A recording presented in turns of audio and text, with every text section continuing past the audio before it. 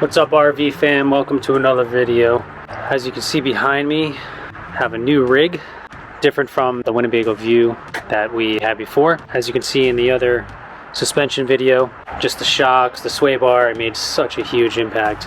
I didn't end up doing the sumo springs on that one. I love Tiffin. I really like Winnebago too, but going from the Winnebago to a Tiffin has just been eye-opening.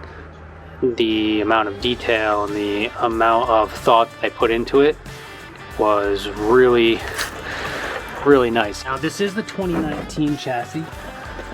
First of all, and it has to do with the weight, there is not a spare tire, so I'm able to get right underneath here without jacking this up, and I have access to all of my components and my suspension. Tiffin, they think of a lot of things they've already put on from the factory, the sumo springs in the front and the rear. Now I do have a Hellwig sway bar that I'm going to put on. Since this is a 2019, it's a 2018 Sprinter chassis, but in 2019 they upgraded this sway bar to a little bit larger model. This coach only has about 750 pounds of cargo carry capacity. I'm gonna make another video on some weight reduction ideas. I went to the scale and got a good baseline of where I'm at, full of fluids, etc. I'm gonna do another video how to increase the cargo carry capacity through weight reduction and getting rid of some items that could potentially save on that weight. This rig, compared to the Winnebago View, the drive is much more stable. I don't know what it is. I don't think it's just the sumo springs in there, but it has a lot more stability. It does sway as expected. It does have the overcap bunk, like I mentioned on the other video. The overcap bunk does add about 400 to 600 pounds, and I really liked on the Winnebago View how it had the nice streamlined profile with a skylight. They're not really doing that in the newer models, so, well, let me take that back. They are doing it on the newer models, but it's not a model that I would want to purchase. It's not a brand that I'd want to purchase. I would like to stick with the tried and true quality rigs. Again, that's just my opinion and my experience with some of the models. There definitely are some other higher end models like Airstream and Leisure Travel. I really feel like Winnebago and Tiffin are kind of like the go-to. Winnebago is definitely the go-to when it comes to the Sprinter Class B plus C motorhome. Tiffin's obviously new to the scene, but they've been making a coach for a long time. The beautiful Class A's. My goal is to put on a new sway bar. Like I said, this has really good stability. It's a really nice, solid driving rig. I'm very impressed. With that upgraded sway bar, I think that's gonna help with some of the back and forth sway. And I also bought the Fox 2.5 shocks. I'm gonna put those on with the sumo springs. There's been some debate, and it's subjective of, whether they can coexist, the sumo springs and the Fox 2.5 shocks. I'm gonna try that out firsthand and see how it feels. If not, I end up probably taking the sumo springs out because the shocks were like just under $600 shipped. So that being said, let's get this thing put on. It should be a pretty straightforward install. Here's the package. Let's see what this looks like. I ended up on the sway bar. So I ended up getting this on car parts for, I think it was $440.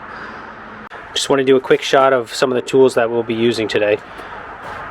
We're going to use a socket set, some gloves, an impact driver with a knuckle, a couple wrenches, some Loctite. This board will be for the jack, And you obviously don't need a 3.5 ton jack. Just a small bottle jack will do. But you are going to need a piece of wood if you want to try to compress the shock straight. Well, I got everything set up to replace the sway bar. So it appears that Hellwig gives some other bushings and these brackets to hold the sway bar, and that's what I used on my last Winnebago View. I took these factory brackets off and the bolts and put on what Hellwig provided, but I have seen that they do crack. Never had any issues on mine after 40,000 miles, but they did provide, as you can see, these other bushings, and I'll show you closer later in the video, that I can use with OEM hardware. So if you can glance at this and see how thick this is, it's pretty robust, and the brackets that they give you, I'm not going to reach over there now, but they're very thin. So I am going to use and maintain these OEM brackets, and first thing I'll do is take off this old sway bar. First thing is we'll take off the back end links.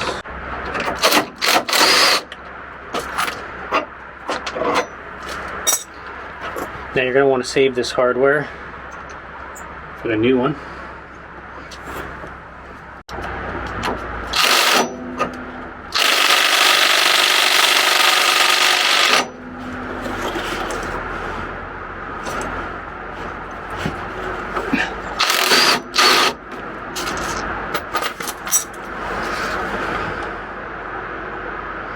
A little bit stronger than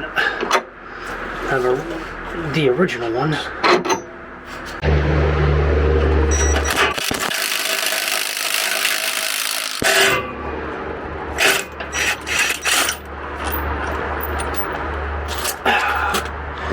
Thank you. Alright, now I'm going to take the bolts out.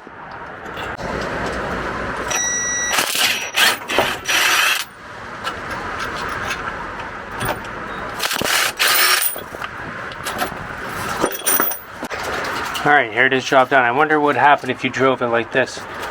Probably be swaying all over the place.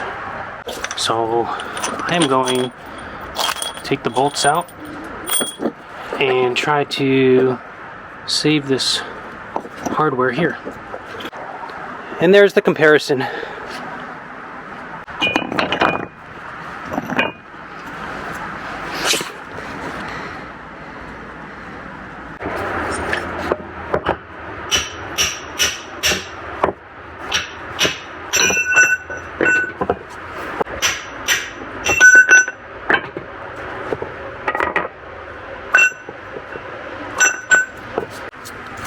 So this is what Hellwig sends you. This is lighter. Feels it anyway. This is heavy duty, but I don't know. Maybe it's better. Mercedes-Benz Hellwig. Probably gonna go with Mercedes-Benz. I'm going to use these other bushings.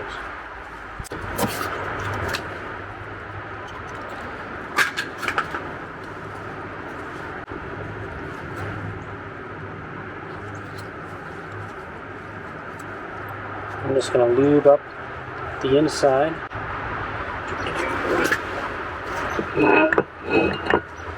Install these.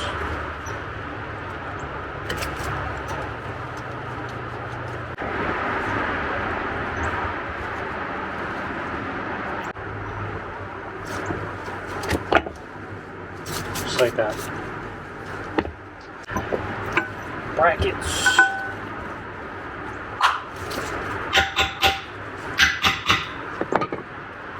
Looks like we're ready to install it. Just did a little measurement of the weight. Do note that this one right here over factory is 12.2 pounds. I'm going to call it 12 pounds over the factory. So as we do some of those weight reduction videos, I do need to realize I am putting on an extra 12 pounds right here. But it is a very well-deserved 12 pounds. I think the first thing I'll do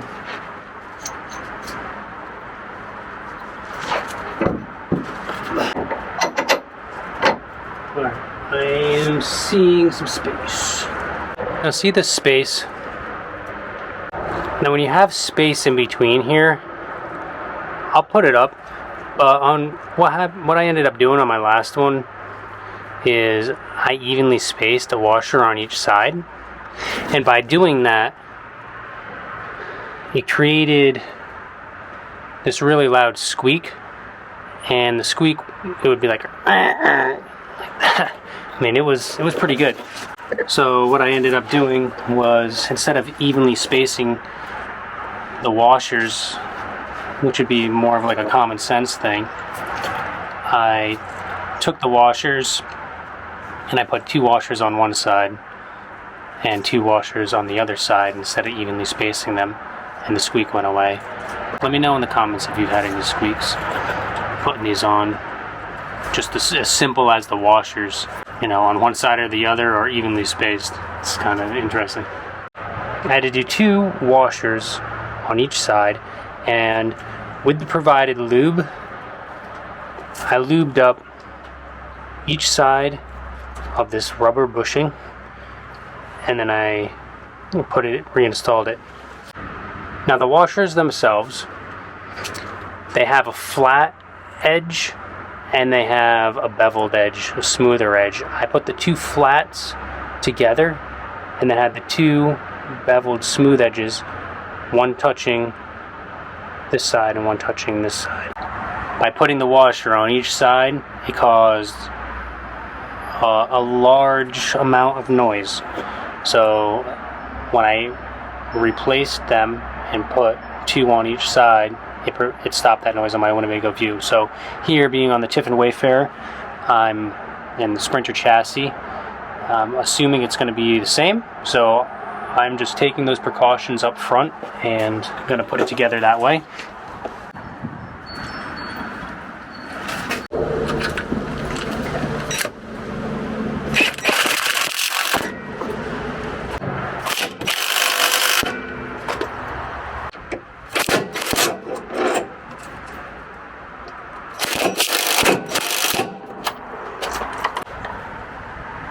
The installed Hellwig sway bar with factory mounts. So the shocks aren't here yet, but they're coming in tomorrow or the next day, and I'll be able to put those on. So let's go to that clip. So it's the next day. We got the shocks in. I'm going to show you underneath. It's a little bit different than the last one because there's a headlight leveling sensor. But first, just the package that they came in. Some standard instructions, and here's the shocks. Let's show you underneath. Let me just start with the basics. Here on the passenger side, you can see the shock, and it has just a standard bolt there and there to be able to take that one off. On the driver's side, you have standard bolt on the bottom, but up at the top you can see this apparatus, and it's a headlight sensor so that your headlights can adjust for your ride height, and it goes down to the axle there. So just looking at this, it appears that this bracket would have to be taken off, and then, you know, then this shock could be taken off as well. I'll get a different view. You know, that flat bolt that's there, I'm assuming when I go on the other side, and take this off, that's what we'll do. So my goal right now is to take this off, work on this side first. Hopefully the spacers work, because you have to put spacers in for the thicker shocks from the frame rail. Hopefully everything will fit in this sensor. Won't be pushed too much to one side and still be able to work. Let's see. My impact wrench wouldn't take this initial force to take this off. So I did break it where I got the impact on one side and have the wrench up here on the top.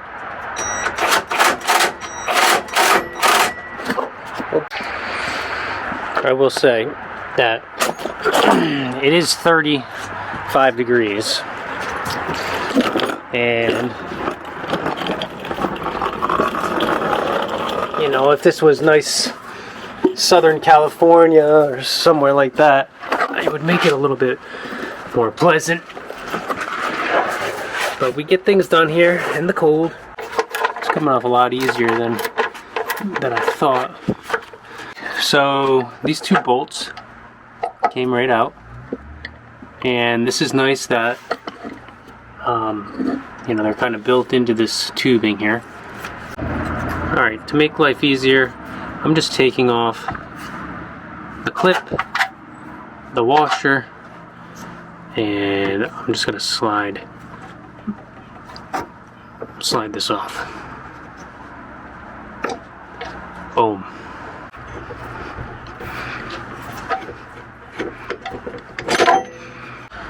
Just a small junky shock.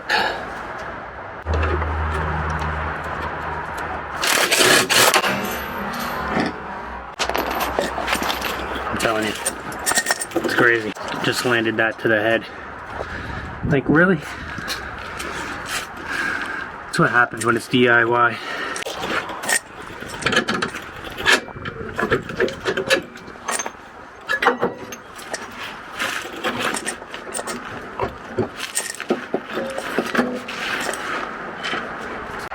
So here in the Tiffin Wayfarer, you know, every pound counts for me.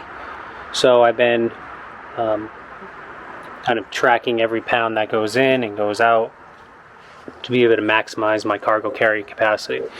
So I just got a weight on both of these different shocks. This one weighs 6 pounds. This one weighs 4.8 pounds. So it's not that much. It's good news. They're a lot bigger, but they're really not that much heavier. All right. Same way the old one came out is the same way you want the new one to go in.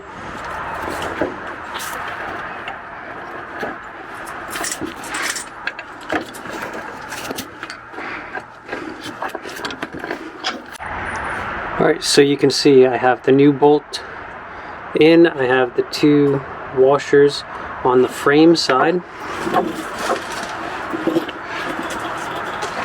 And now, I can just line it up.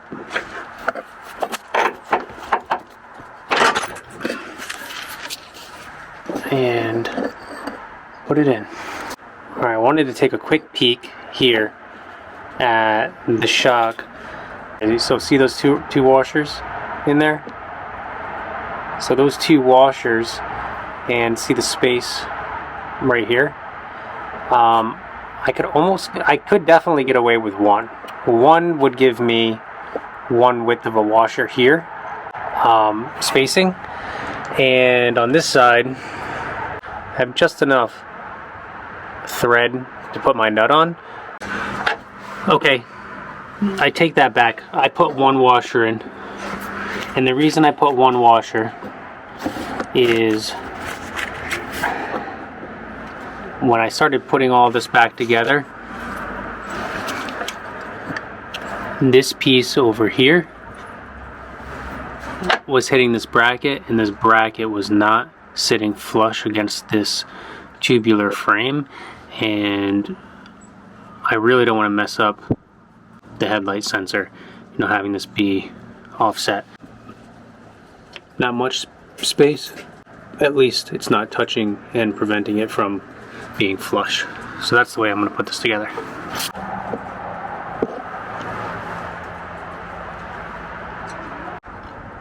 Alright, so what I'm going to do is get it up to this point with the jack, and then I'm going to release the pressure, line it up, and put the bolt in. Hopefully it works.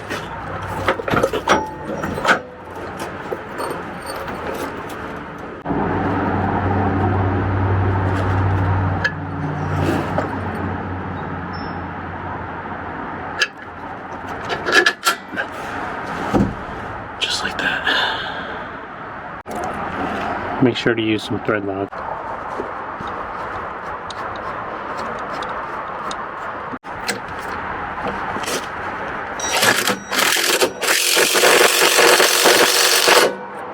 Alright, perfect. So the first shock is on. I'm excited about that. The second one, that's the easy one. Do that one, and then we'll take it for a test drive. Make sure you come along for the test drive, because I have heard having the Sumo springs and the Fox shocks, there's been some comments on that. We'll check it out firsthand. This one's fairly easy. Definitely want to have a knuckle on the end. I'm just fitting between the wheel well here with my drill. Everything's just lining right up, but it's a little bit off, so this knuckle makes it perfect.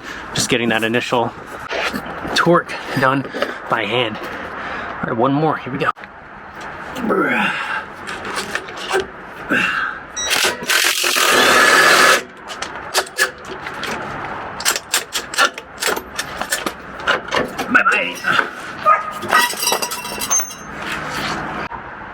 Alright, let's take it and put it up here. Washers in there. Have some good spacing. One thing I suggest is when you jack these up and put them in, they're going to want to push forward. So to limit the pushing forward, so if you put a piece of wood in between this part and this this shock will be on this side, and just wedge it, put it right up here, and then put the shock on the face of the wood, and then jack it up. It'll jack up a little straighter. Then you can take the wood out, twist the shock bottom over in, and just wait till it slowly retracts out, and slip your bolt in there. And it's very important to come back and tighten these after you take a nice 10-15 mile ride, just to double check.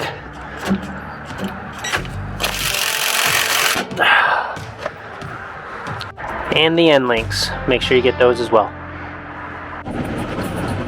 Alright, I wanted to give you some feedback on my thoughts having the shocks, the sway bar, and the Sumo springs attached. Overall, it's awesome. I don't see any negative side effects from having the Sumo springs and the shocks attached, as I've seen some of the forums and heard on some YouTube videos. It's really neat because as you're driving, as a gust of wind comes and hits the RV, or you're passing a vehicle, you'll see how the vehicle is compensating for that prior to it transferring over into the steering wheel.